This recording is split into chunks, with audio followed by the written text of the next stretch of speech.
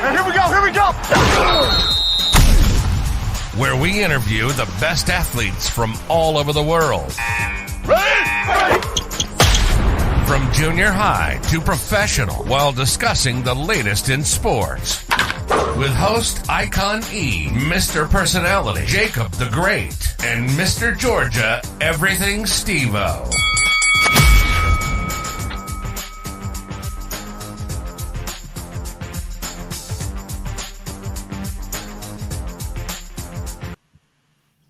What's going on? It's your boy IkonE, and we're here on 910 Sports.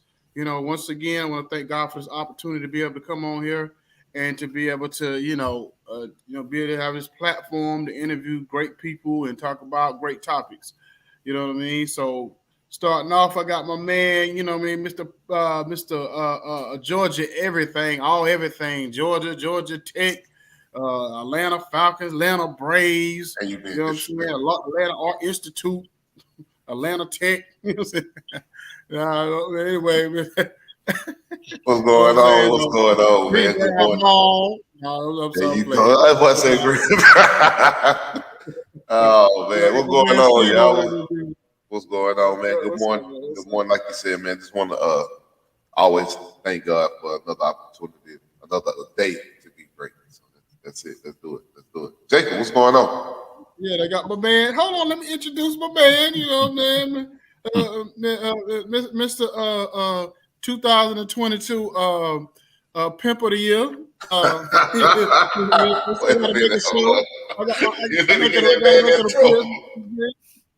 know what I'm saying? Mr. Nominated for award for the best podcast in history. You know what I'm saying? With the chatterbox, you know what I'm saying? My brother, Ace Boone Coon, man, you know what I'm saying? Jacob the Great. What's going on, Pimp? Man, what's happening? Good morning to everyone. Good morning. We here on this side of the dirt once again. Want to thank God for another opportunity to, spread this $1 million voice all over the land. So we here, and we welcome everybody that's tuned in, and we here, man. So let's get it started. Let's get it popping. Let's raise the roof. Well, you go ahead and introduce this young lady, and then let's go. Today, man, we have, student athlete superstar, Jaylah Barr. And she is alumni of Batesburg Leesville High School. She goes to North Carolina Central University. She's a collegiate athlete, shortstop, pitcher, softball. And, just wanted to bring her on to talk about her journey. I actually know her family, and, because Salute and Batesburg is so close together. So I know her family played ball against some of her relatives, OJ Barr, Josh Barr, Franco, and all of them. So I actually know her family. So, and I just wanted to bring her on to give her an opportunity to really give her backstory. So welcome. How are you doing, Ms. Barr? I'm doing good.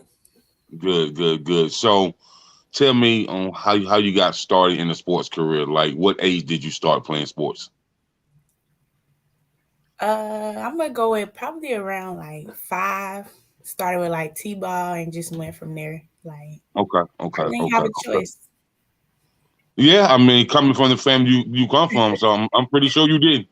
So, from time went on. So, once you started learning the game and stuff like that. So, but you played other sports in school too, right? In high school. Once you got to high school. Yes, sir. And so, what all did you play in high school? I played volleyball, basketball, and softball. Okay, and so, did you excel at all 3? Yes, sir. Okay. And so, which was your favorite out of the 3? I'm gonna say softball and volleyball was kind of at a tie. Really? Cause when you sent me your brief bio, and I knew you played all 3, but to hear you say softball was your favorite and your last name being Barr, that's kind of shocking. You know what I mean? Because y'all definitely some basketball players. You know what I mean? So that like running your bloodline. So but softball, I can see that because especially playing that shortstop position, you definitely got to be athletic to play that shortstop position because that thing coming, it coming. So what are some of the awards that you received in high school as far as athletic awards?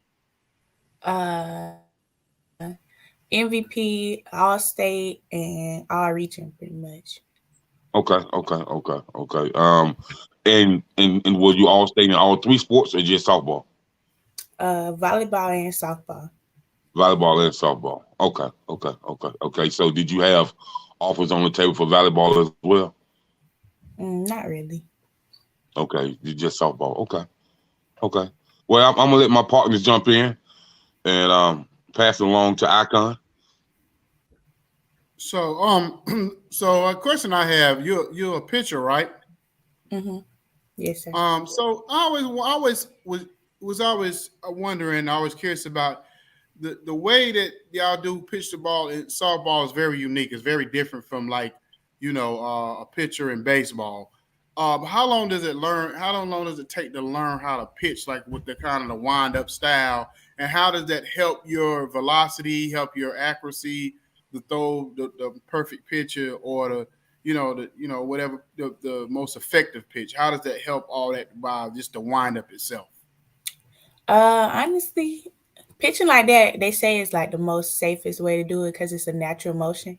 But I ain't gonna say it take you a long time. It just depends on how much you do it. So like they basically say you need to like pitch every day or just do something like spins every day or something like that just to keep it up. But if you don't like pitch every day or do spins every day, you probably not gonna progress as fast as you want to. Yeah, that's curious to know because me looking at it from the I thought it was actually more like, I ain't gonna say dangerous, but more like more uh like worse on your arm because you winding up like that. It seemed like you would almost pull your arm out of socket because y'all do it so fast. You know what I'm saying? That's why I didn't.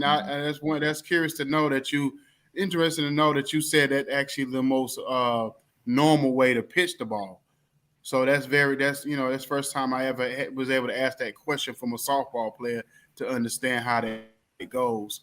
So basically, by the other sports that you played, how did that help you in softball? Is there anything that you can take from volleyball that you could actually use in softball that kind of like coincide together?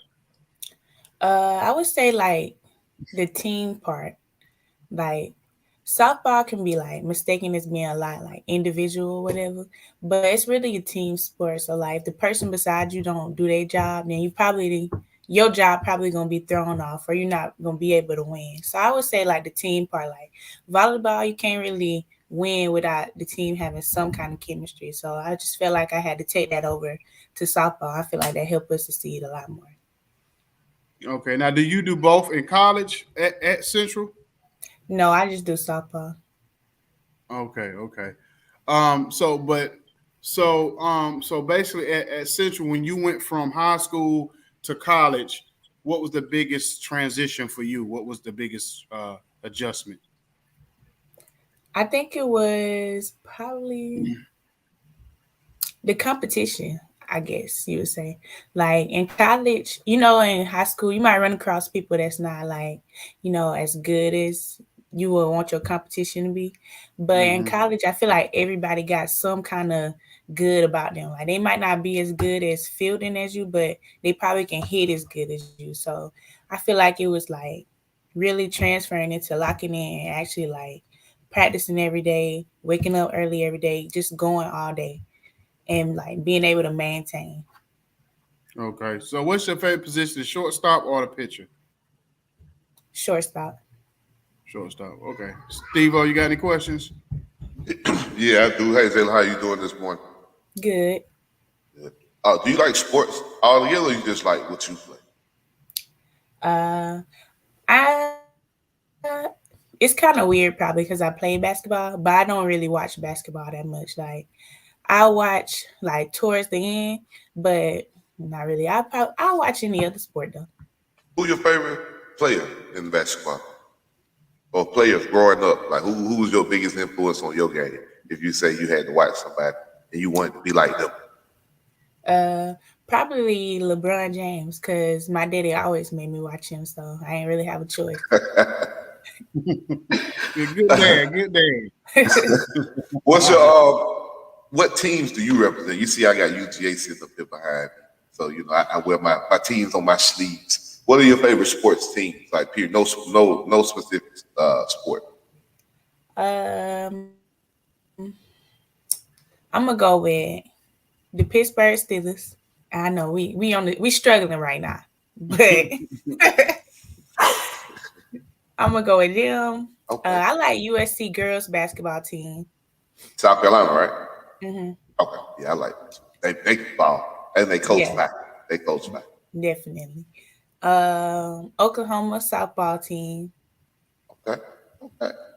That's pretty much who I watch. That's pretty much it. You shocked me on that one. I wouldn't expect. Oklahoma got a good team. They got a real good team. I think they was in the championship last year, the year before. But yeah, you shocked me with that one. Okay, Oklahoma. Is that like if you could get an offer from them, would you like immediately accept it, or you would still stay with Central? Yeah, you ain't gotta answer that. Don't answer that. Don't answer that. Wow. Oh, good.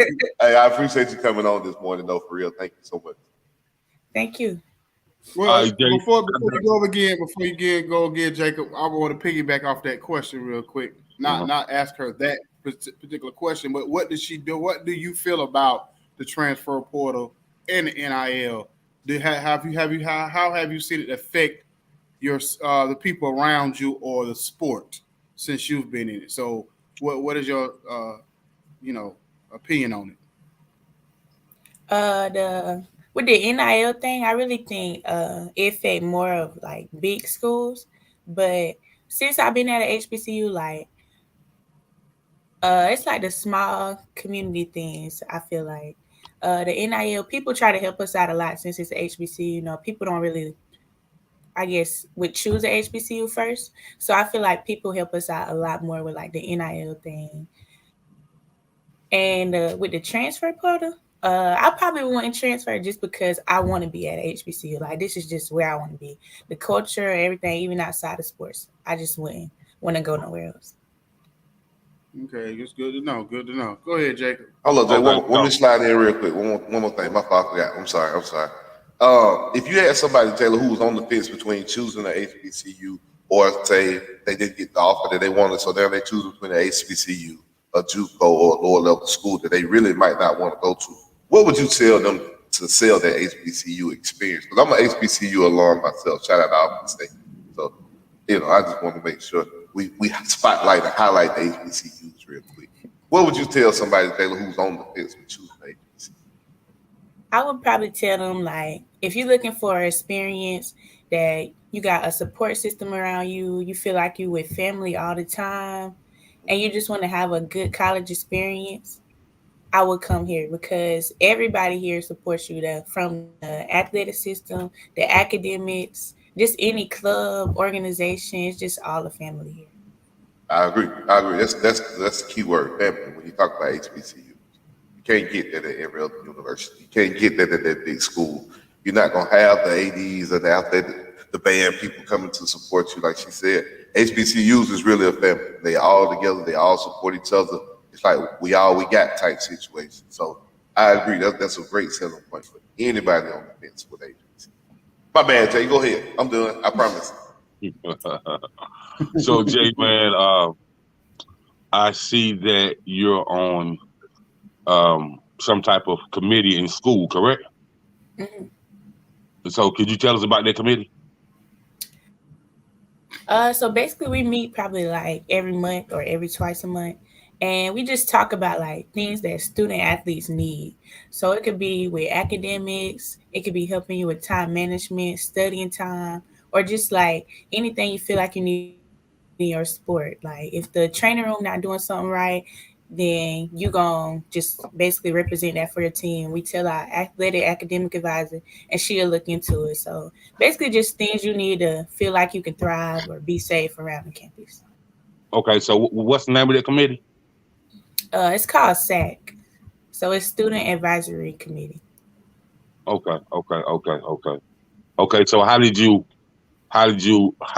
it come about of you joining and you being the vocal voice in that committee?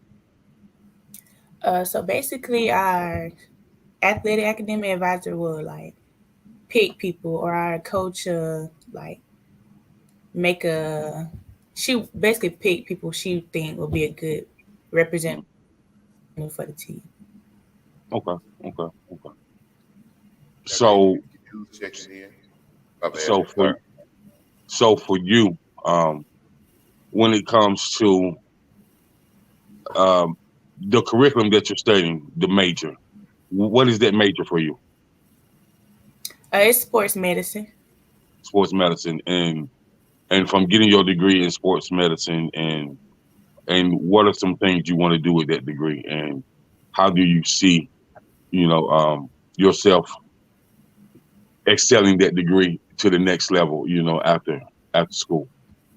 So after school, I'm gonna go back to school and get my PT degree. So I want to be a physical therapist, and down the line, I might get my AT degree just to have some options. So am I talking to a white coat? Huh? Something like that. That's what I'm talking about right there. You pretty prestigious when you wear that white coat. Everybody just can't wear that white coat. Yeah. So now, since you grew up in this sports house, what are your predictions for today? And who will be the winners of the day? Who will make the Super Bowl, and who will win the Super Bowl? I don't know. The 49ers keep getting lucky, so I think they might pull it out. It might be their year. Say lucky. I ain't heard that one all year. They get lucky. Wow. Oh man. Wow. Oh shoot. Yeah. Hey, I'm kind of with it. We'll talk about it in a minute, but I'm kind of with it. That's part of the luck part. I ain't talking about the luck part, but I am up in the air about these games today. I really am. Yeah, but we'll talk about it in a minute. So basically, go ahead, Jake. So you said the 49ers may get lucky today. So what do you think about Cincinnati and the Chiefs?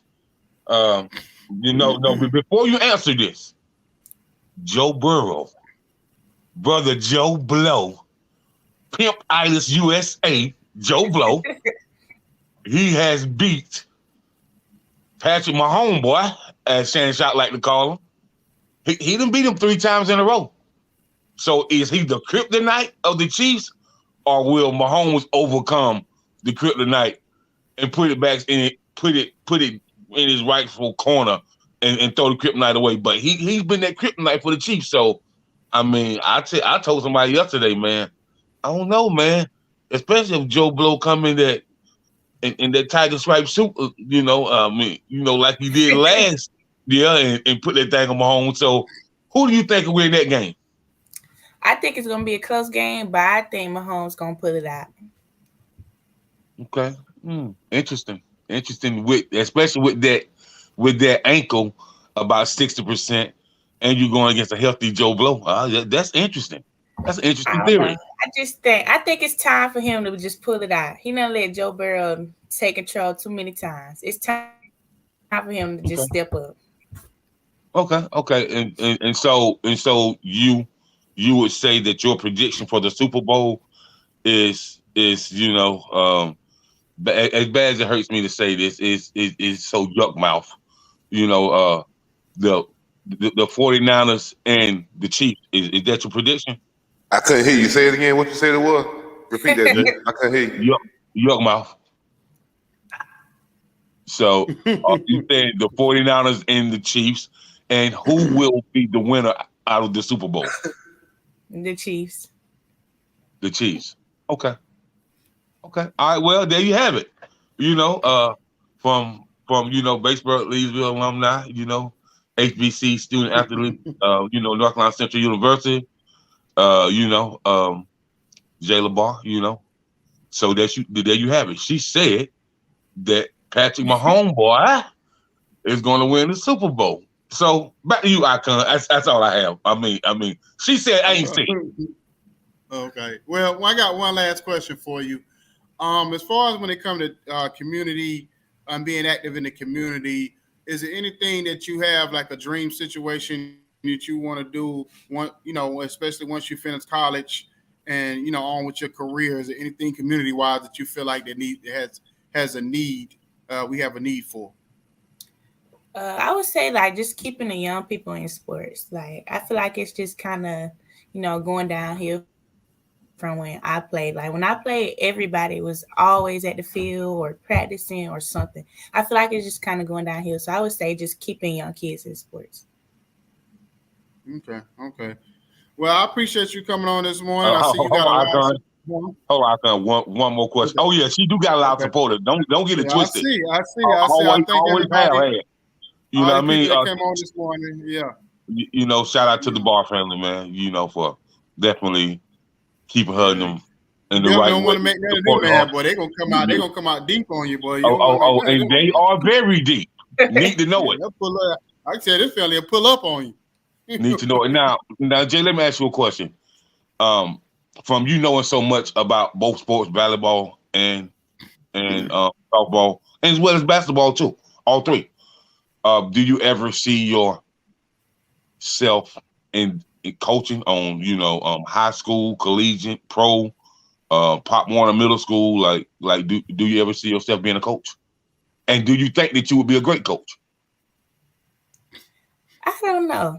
I mean, I feel like it probably would depend on the sport. So I think I could probably coach softball or volleyball. I wouldn't say basketball, but I could probably coach one of the two, but I don't think that would be like a dream job for me. Like just seeing like all the stuff it take to coach, I just don't think that I would do it.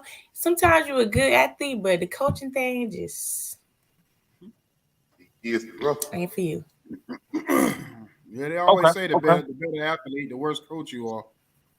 Yeah, they always say that. So you ain't seen too many great coaches and great athletes, or whatever, like the ones that were like superstars and end up being great coaches. You very seldom see that. Right. So Jay, I definitely want to thank you for coming on, man. And I thank you for reaching back out to me and giving us the opportunity to bring you on the show. And I just want to say, man, keep doing your thing, keep God first, keep soaring high, keep shining, and best is yet to come. Thank you. Thank y'all for having me. No problem. Oh, where can they find you at real quick if anybody wanted to follow you? On Facebook or Instagram or Twitter. It's my actual name, Jaylah Barr. Okay. All right. Well, young lady, you have a blessed and wonderful weekend. Thank you. Y'all too. Thank you. And shout out to the Jones family too. Yes, sir. Yeah. So that was a great interview. Yeah. So getting back to the sport. Well, me and what y'all want to talk about this last night first and foremost. That I don't know if you watched the game. I see where you called me too, but I had laid it down by that time. But that Laker game, that was horrible. That was terrible. That was. Hey man, look man. I'm gonna say this, man. Man, the NBA trash. Trash. Man, listen, so many man. bad calls. That last one was non-call was real bad. Man, what's the NBA commissioner name? Adam Silver. Adam Silver, you in that ball spot is trash. It was bad officiating all over the league yesterday. Man, listen. Steve, let me say this, man. They were so scared that the Lakers was gonna beat the Celtics, man. They wanted. They did everything, and they did it. They made sure that the Lakers didn't win. They made sure 30 missed calls in one game. You mean across the NBA? I don't know if That's it was crazy. across. If it was one game, that is crazy. But I feel like it was at least 30 missed calls across the NBA. I know the Hawks game ended with a few missed calls. They were complaining about the referees. I watched the Lakers game end like that. I think Luka them when they played, the Nets played earlier today, there was an officiating problem there too. So yeah, the league officiating itself like all the way around. It's just it's down. It's bad. Like they're making bad calls at the bad time. They really affecting the games. You're right, yeah, man. But they're affecting the games now. I feel like you're really affecting the outcome of the game. Yeah, because I mean, when you missing calls where it's so blatant, where it's like if you were a referee and you standing right here, there's no way you should have missed this call, and all you gotta be looking at is this one play. It's not like football where you're looking at different stuff. Basketball, you're looking at the play, you're looking at the player with the ball, and you missed that call and a couple other calls. It just didn't make any sense to me at all. You know what I mean? And then I'm with what was it, Jeff Van Gundy? Was it Jeff Van Gundy or Stan Van Gundy that was announcing the game when he said that's the whole point of replay to get these type of calls right. So when you see something that's that blatant, when you know something that blatant, you should automatically review it. I don't care if it wasn't called or not.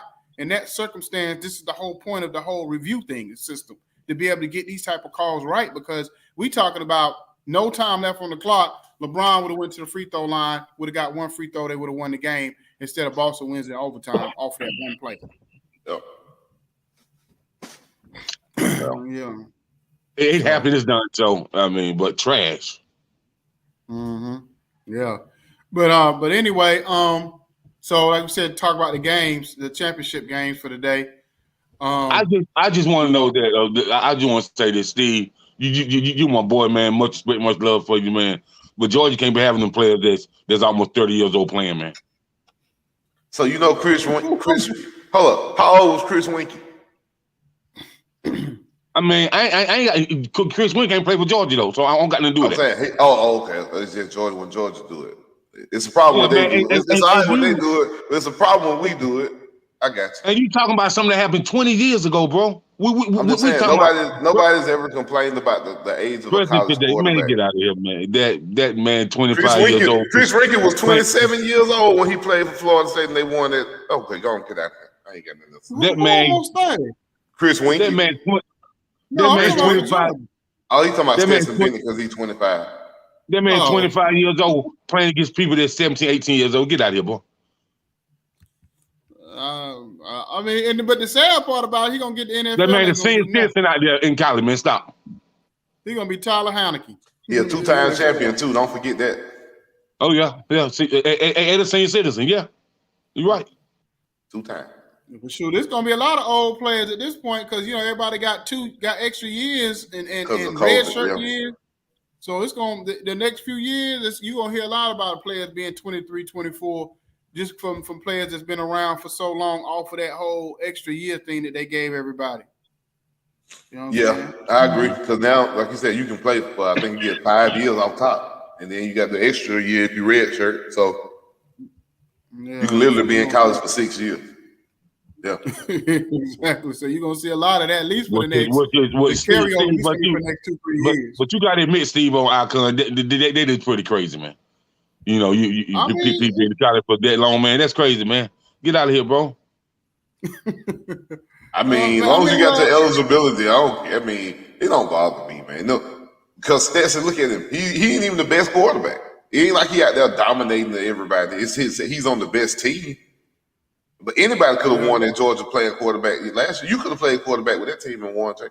I don't know, Steve. I ain't gonna say about that because I looked at the numbers he put up and I looked at the stats, man.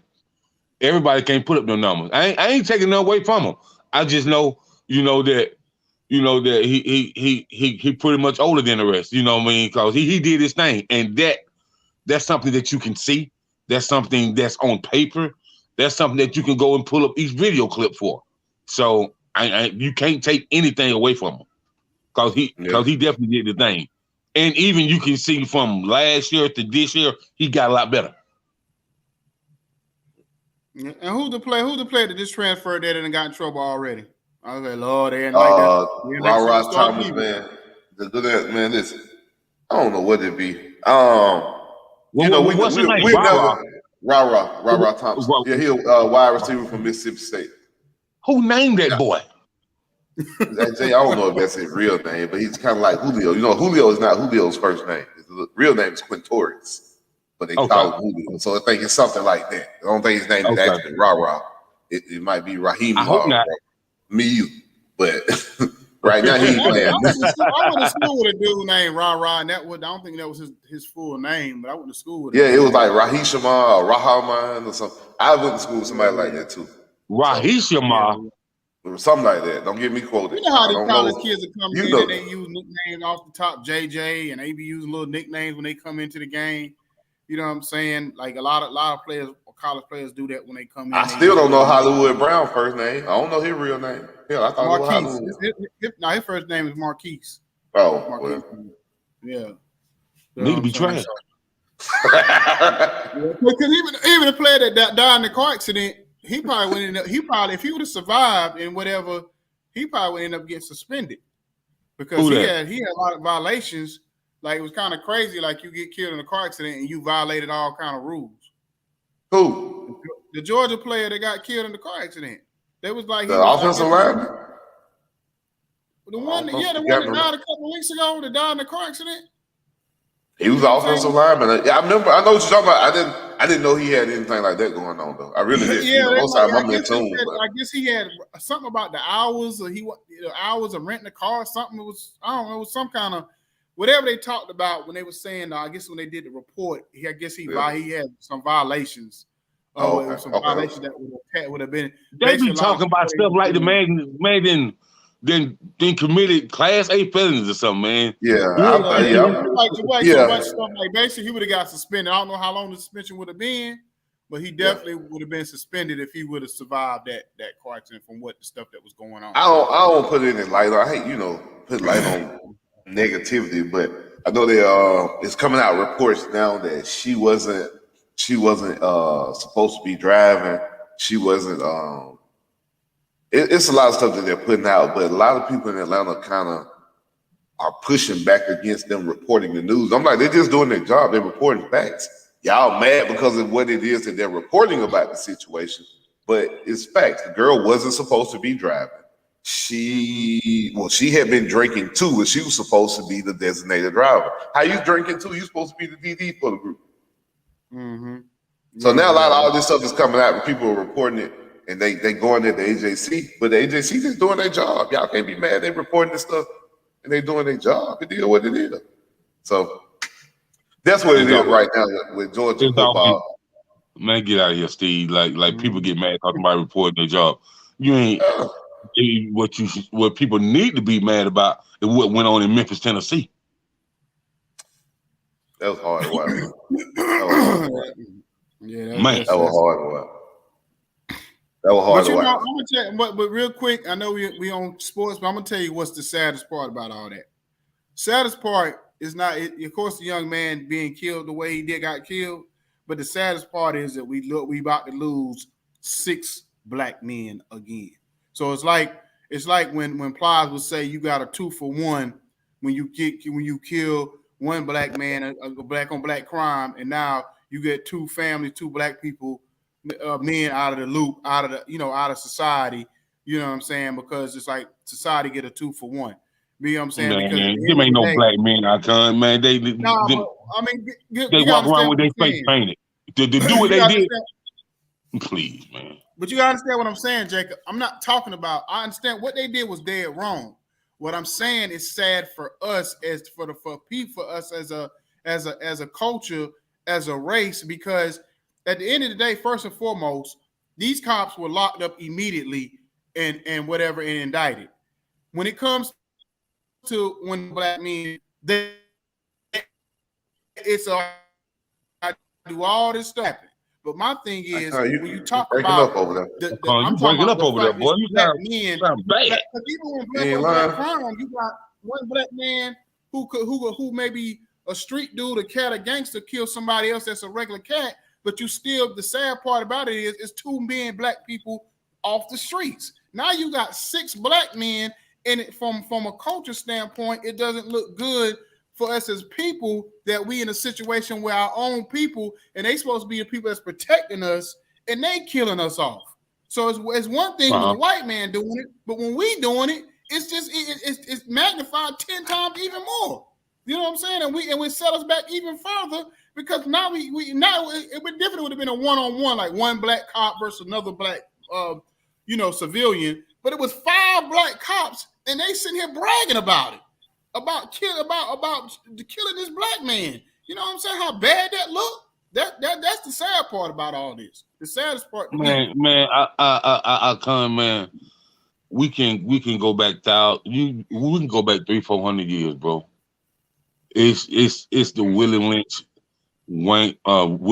Jim Crow brainwash syndrome, bro. It's always been a narrative where we get a little higher position, or yes, a boss, or yes, a master, and we turn on our own people, man. So that one far-fetched, man. It's just unfortunate that it happened, man. You know, so there's a lot of people that walk around here with this badge or with this high authority, and I was always taught you treat the billionaire just like you treat the janitor, because they both somebody, and they both started somewhere, and that janitor in the next 5 years might be a man that's worth $50-60 million. And I'm gonna tell you something else. I'm gonna tell you this too. The only way they're gonna really start to fix this or have some kind of a better this situation in these situations is the actual police system needs to be fixed, because I guarantee you any amount of money these 5 guys have had reports on them before. This ain't no first time incident.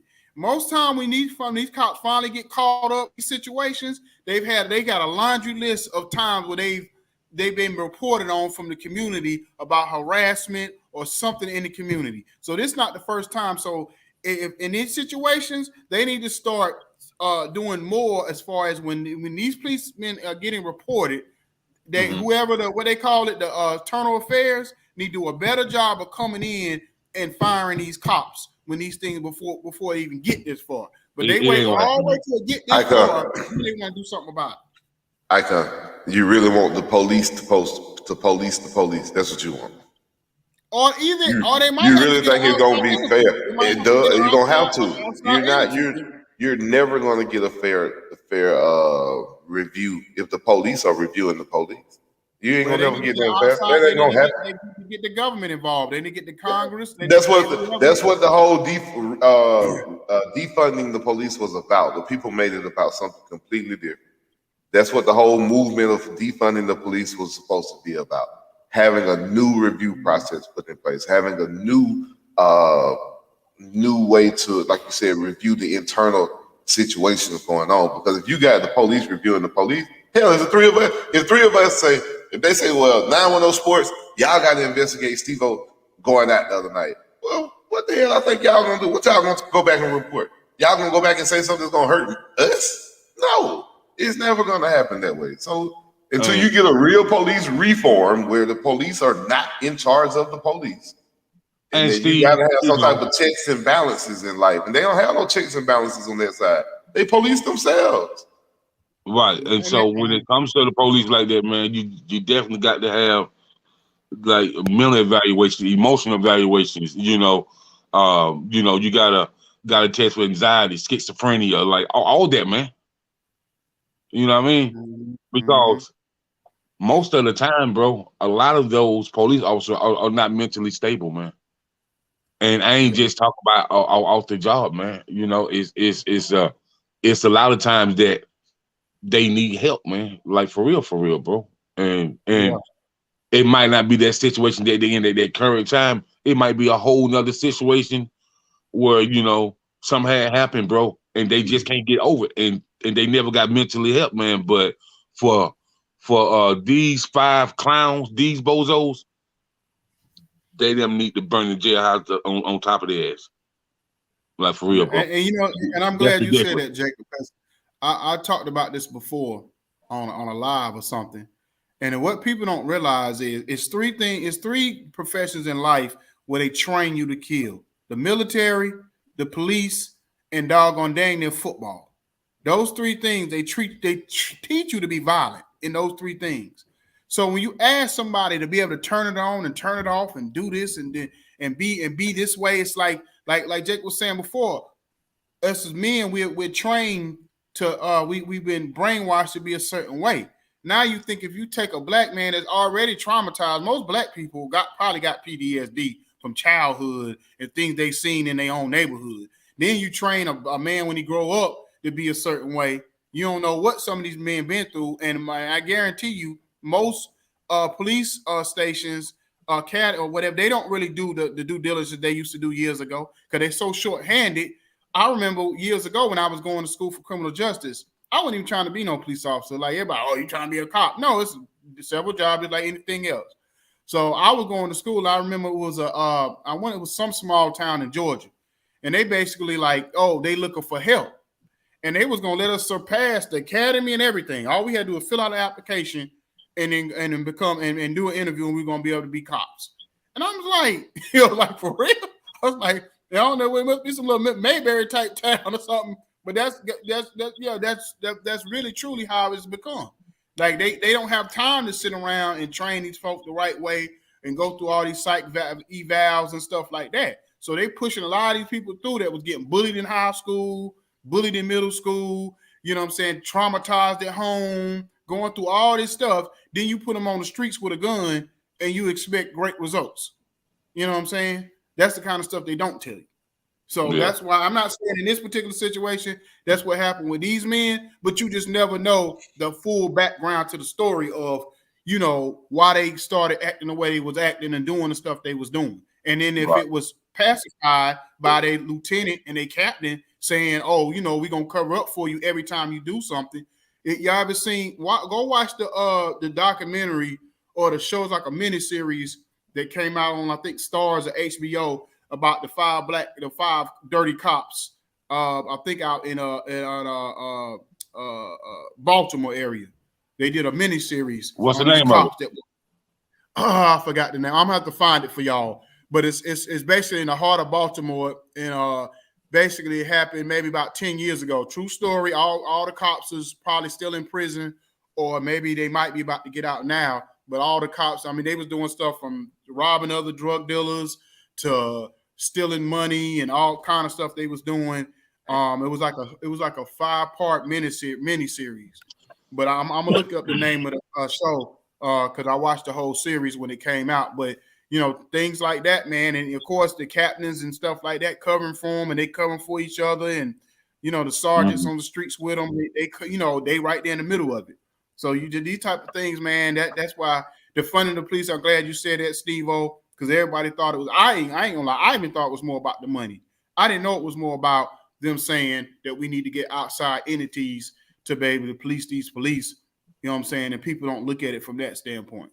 You know what I mean? So that's why we definitely need a police on our platform to come and talk about this kind of stuff, so we can get a true understanding of what's really going on instead of us people getting upset because we try and defund the police because they think we just angry black people.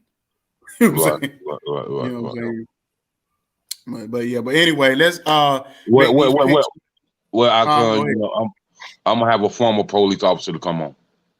Okay. She was a police officer for 13 years in Connecticut, and so me and her talked about all this what we talk about now. So, but I'll definitely reach out to her. So, but anyway, man, let's get back. That's the name of the name of the show, Icon 75. Nah, that's not the one. I heard that's not the one I'm talking about. I've heard about that one though. I thought you was talking about that one, but that one is a good one too. I haven't seen that one. I have to watch that one. This one is like it's called what is 75 on, Steve? It's along the same things. I think it's teaching you about the police, telling you about. But is it on Netflix? Is it on Hulu? Yeah, I think it's on Netflix. Okay. Yeah, this one I'm talking about came on like HBO, but it was like matter of fact, the same guys who created The Wire is the same guys who created this show. So I have to look up the guys who created The Wire. So because the same guys, because you know how The Wire was focused on the drug dealing part and the police trying to catch them through the wiretaps. This was more based on the police themselves and Oh no, this is IkonE. This might be the one you're talking about. This is based out of New York. No. This is based out of Baltimore. Because you know the Wire was based on the drug. And then they got another. I got you. The 7-5 though. So I'm looking at this right. It says it's the 7-5 is also known as the 7-5 Precinct. It's a 2014 documentary directed by Taylor Russell. The film looks at a police corruption in the 75th precinct of the New York Police Department in the 1980. I guess former officer Michael Dowd, police of 10 years, was arrested, leading to the largest police corruption scandal in New York history. Oh, I heard about him. I think he did a interview with Vlad before. This one looked pretty good. It looked pretty interesting. I'm gonna check it out. 7-5. Appreciate that, Shannon. I'm gonna check it out. Yeah, I definitely look at that one too. But yeah, the one I'm talking about, this one is based out of Baltimore. Okay. All right. Yeah. Okay. Mm-hmm. Well, man. But anyway, go ahead. I'm ready to see these games, see what happens, man. But gonna be interesting today. Yeah, we're gonna see it be interesting today, and whoever lose, just know I'm trolling your team. You gonna be just know because last week y'all would not let me rest. Y'all would not let me rest last week. Y'all would not let me rest. So your day, whoever lose today, oh man, boy, look at here, boy. I am Joe Blow, the lover man.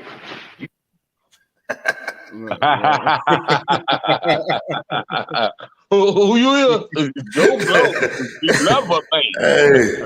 Hey. Well, I'm gonna put it to you like this: if to make these two picks, I'm gonna say like this. I feel like it's hard. I'm gonna go with Kansas City. Only why I'm going with Kansas City today because Cincinnati been doing a lot of yapping all week. They done call it Burrow. They done call it Burrow. What they call it? Burrow country. What's the name? I ain't heard that they call it what now? What's the name? What's the name of Kansas City Stadium?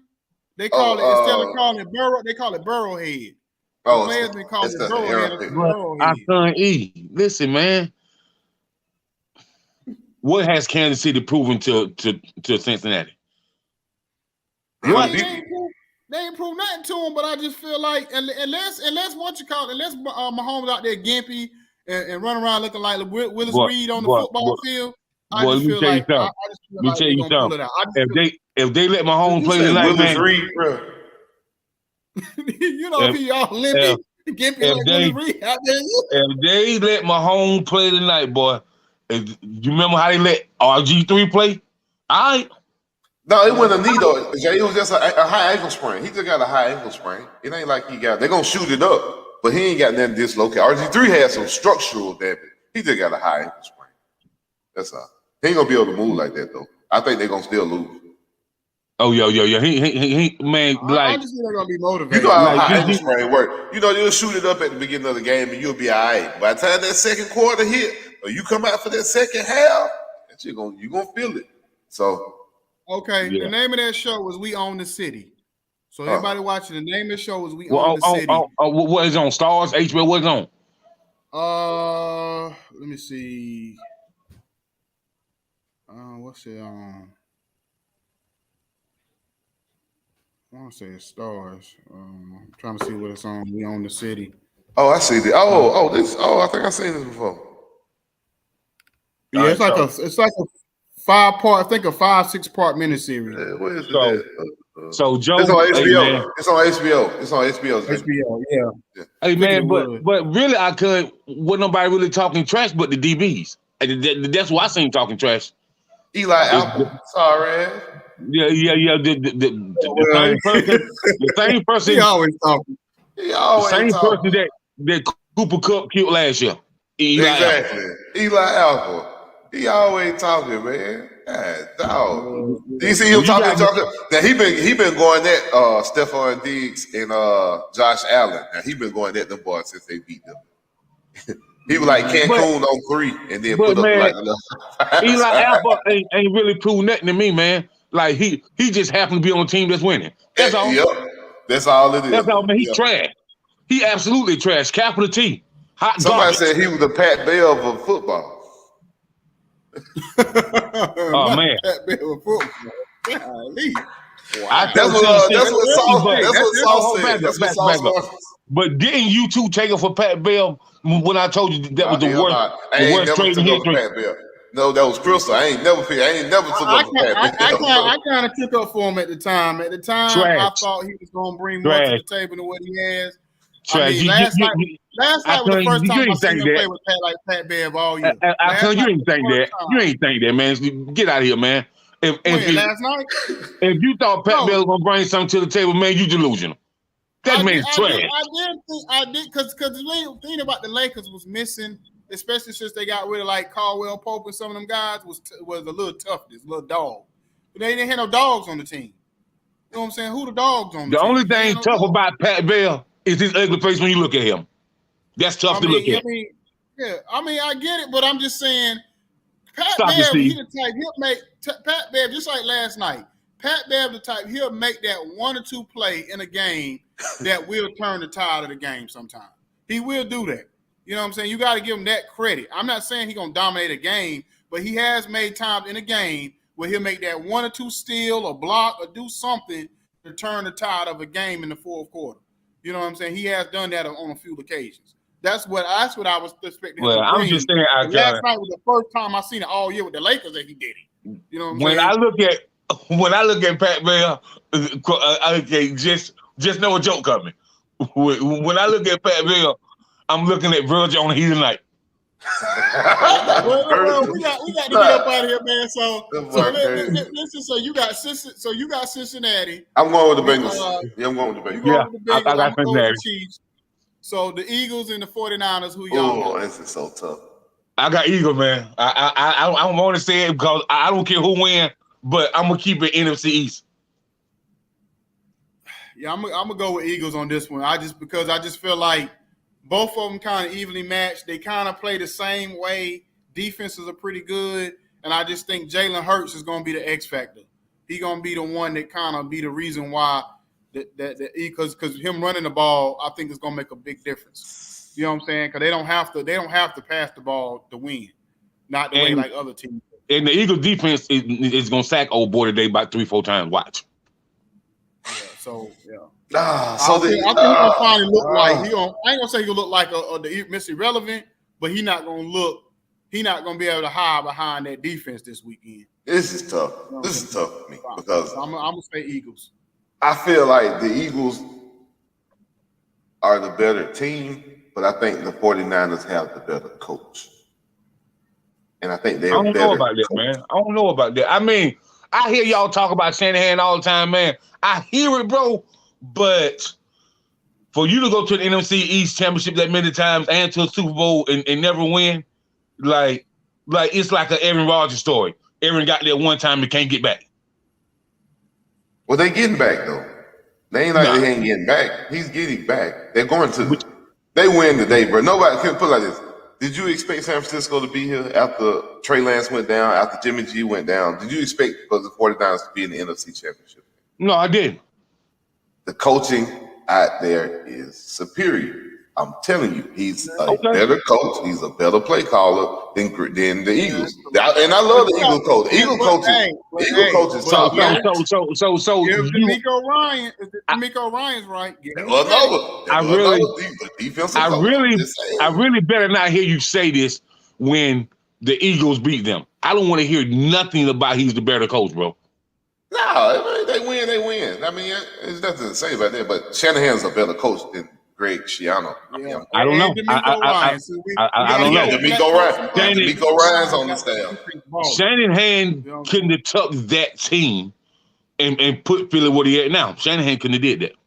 He took a worse team and got them again in the NFC Championship. He did, man. No, man. We got to go. My bad. We out. Yeah. Give me 49ers. But I like the Eagles too. I don't care who wins. We got 2 Eagles and 1 49ers, man. Y'all have a blessing. We out. Peace. Next week. Peace.